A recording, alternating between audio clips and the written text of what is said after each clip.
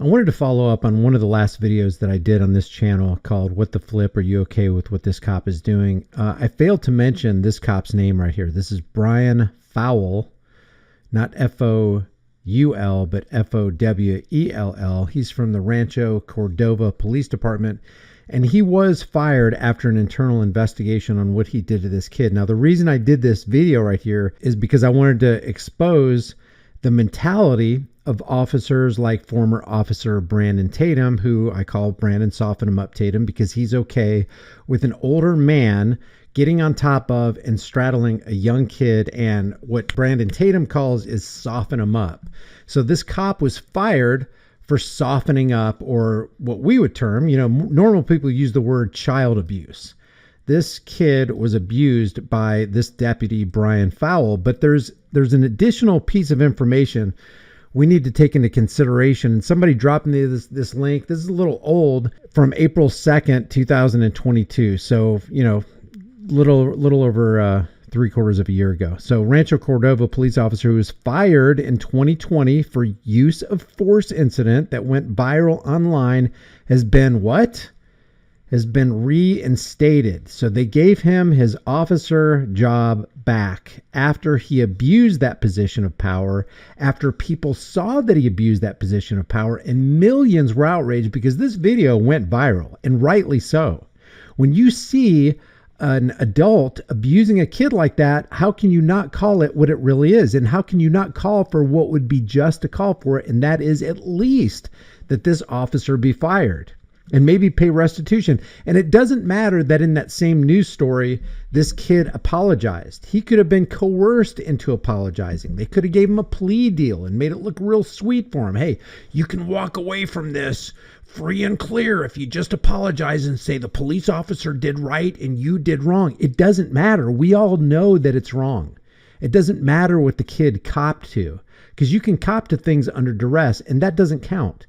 Deputy Brian Fowle was terminated by the Sacramento County Sheriff's Office, which has a contract to provide law enforcement for the city of Rancho Cordova. When a professional standards unit investigation concluded Fowle used excessive force against a 14-year-old boy. The kid had little twig arms. Let me just remind you what that looked like.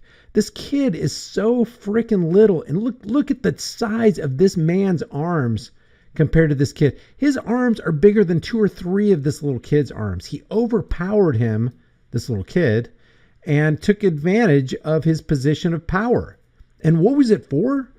He merely thought that there was a tobacco cash exchange. So the kid didn't violate anybody's rights. He didn't do anything but enter into, it's what it sounds like from the officer's testimony, a mutually consensual voluntary business transaction where he wanted tobacco and he gave money for it.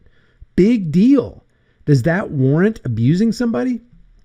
The incident was captured in a cell phone video less than a minute long, posted on April 2020, and spread across social media, garnering millions of views, and was even retweeted by then Senator and Vice Presidential nominee Camel Toe Harris, who called it. Now, if Camel Toe Harris is calling this a horrific abuse of power, you know it's probably pretty bad. And I understand Democrats, for the most part, are against the thin blue line. And that's a false dichotomy too, because it's like, oh, you're against the thin blue line, that you must be a Democrat. No, how about I'm just an American who loves freedom. I hate crime. I don't care if the crime is committed by a non-uniformed agent or a uniform agent. It doesn't matter to me. Fowle appealed his termination in October 2020, and in a decision released last week, he won his job back. And that's a testimony to the corruption that goes on in police department unions. We got this fraternal order of police that is dead set on pedal to the metal, covering up any kind of indiscretion and transgression and criminal activity, frankly, so they can get their fellow fraternal order of policemen back on the job. So here's how it worked. An arbitrator, an independent judge for internal police matters, ruled in Fowler's favor. This guy right here, Fowler's attorney, said the arbiter said in his ruling that while the sheriff's office was entitled to discipline Fowle, termination in this case wasn't warranted. So you can actually, in this police department, abuse a kid, and the internal affairs officer is going to look at that and go, it's no big deal. Put him back on the force. Matter of fact, put him in the child protection division. That'll work well for us.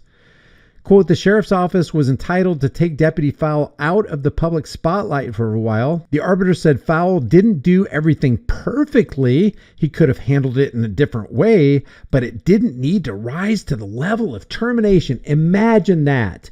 One of your police officers, Rancho Cordova, can do this again, and now we have a precedent that, oh, Fowle got away with it. Maybe we can get away with it too, and in the process, get a little bit of, compensation for some days off. We'll get some paid administrative leave. Kreger said Fowle's exemplary record as an officer also factored into the arbiter's decision. Now, what I think of when I think of exemplary record is, hey, he was really profitable for the state against the people. He was a good cop for state functionaries, but he wasn't a good cop for the people in the community. That's what I think of when I think of these cops getting awards and accolades and promotions. In 2019, Fowle was awarded, here we go. He was awarded Employee of the Quarter in 2019. That same year, he also earned a life-saving medal when he performed CPR on a young girl who was dying in front of her family. That's good. I mean, that's a good thing. Cops can do good things, but that does not erase all of the bad things that they do. Because peace officer personnel records are still broadly protected by California law, in other words, there's no transparency, you really can't look into some of this stuff. Kreger said that he was unable to provide more detail. A Sacramento Bee request for the sheriff's office investigation into the incident was denied. Well, of course it was. Hey, we need some more detail into this. Can you offer some layers of transparency? Let me think about it. Nope, we can't. Nope, sorry, bye. No interest in personal responsibility, accountability, or transparency. Saying the case did not fall within existing public records law. The incident involving Fowle dominated local and national headlines in the weeks before Black Lives Matter protests swept across the U.S. in the wake of the May 2020 death of you-know-who. The video clip was shared by millions of people on social media. The family of the teen, identified as, we'll just call him Elijah, called the incident a beating at the time. If you look at the video, it kind of looks like, a beating. That's exactly what it looks like. It looks like child abuse by an adult on a kid. In the video, Fowle can be seen pushing, we'll call him Elijah's head into the ground as he tries to turn the teen onto his stomach. When the boy doesn't turn over and instead moves back onto his back again, Fowle strikes Stefano, Elijah, in the abdomen twice. You can break somebody's ribs. You can rupture a spleen. You can damage things in there. He then grabs, what if he did do that? What if he broke some bones? Would that have been okay? Would Fowle get his job back then? What if he fractured his skull? What if he damaged a kidney? What if he ruptured a spleen? What if he broke some ribs? Would that have been okay? Because next time, that's probably what will happen. He grabs his wrists and jerks his face down on the ground, pinning his arm behind his back. Fowle then contacted the teen in the area of Mill Station Road and Matherfield Road after witnessing what he believed to be hand-to-hand sale of tobacco. Oh my gosh, that was a hand-to-hand sale of tobacco. And because I have a prohibition mind, I'm going to go tackle that kid and take care of him and soften him up, right, Brandon? Soften him up, Tatum? When Fowle approached Elijah, the teen refused to identify himself, and that's what the sheriff's office said at the time. You don't have to identify yourself. Did you commit a crime? Did you commit any kind of criminal activity? Not what's your reasonable articulable suspicion, officer. It's what's your probable cause. What's your objective articulable fact that I've committed a crime? And if I did commit a crime, where's my victim? Quote, having reasonable suspicion that you're not supposed to have reasonable suspicion. You're supposed to have probable cause, which is way above reasonable suspicion, because you have to have evidence that a crime was committed and evidence that there was actually a victim created. Having reasonable suspicion that criminal activity was occurring, we believed criminal activity was afoot and we had to stomp it out and take care of it because that's what law enforcement officers do. The deputy attempted to detain the juvenile so he could conduct further investigation. The juvenile became physically resistive at that time. How much resistance do you think those little skinny arms can muster? This guy probably weighs 220 to 240, and this kid soaking wet probably weighs max 100 to 110. causing the deputy to lose control of his handcuffs, which landed several feet away. This guy's family, represented by John Burris, an Oakland-based civil rights attorney, filed a claim against the county in 2020 alleging excessive force. This officer was just a bully. He was out of control. I agree. You look at the video and that's all. I mean, if you're a rational, reasonable person who tells the truth, that's the conclusion you'll come to. And the way he treated the younger minor was just outrageous and certainly pathetic for an old grown man to treat a 14-year-old boy the way he did. Never should have happened in the first place. The cops should have been looking for real criminal activity in his city. Kreger said the sheriff's office cited excessive force as the reason for termination, taking specific issue with the distraction blows. They're going to call, oh, this wasn't child abuse. This was, what are we going to call it? Oh, distraction blows. A distraction blow is a direct strike or kick that is used to distract a suspect long enough for the officer to gain control or compliance. The sheriff's office also argued during the appeal process that Fowle never should have contacted the teen over such a low-level crime. I agree. That's the sheriff's office. The sheriff's office also argued during the appeal process that Fowle never should have contacted the teen over such a low-level crime. However, the arbitrator said as a member of the problem-oriented policing team, Fowle was doing his job when confronting the teen over what he believed was an illegal sale of tobacco to a minor.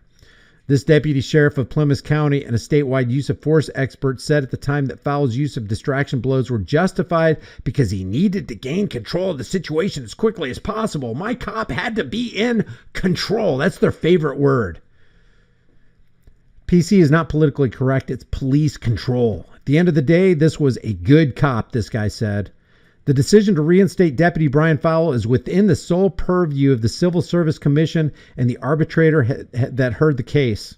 The Sacramento County Sheriff's Office will comply with the mandate of the Civil Service Commission and integrate Deputy Fowle back into the organization so he can do this again and again. And other officers can see that he got off the hook on that and they can do it again and again. Hey, no problem. We're not going to receive any kind of negative repercussions from our actions here.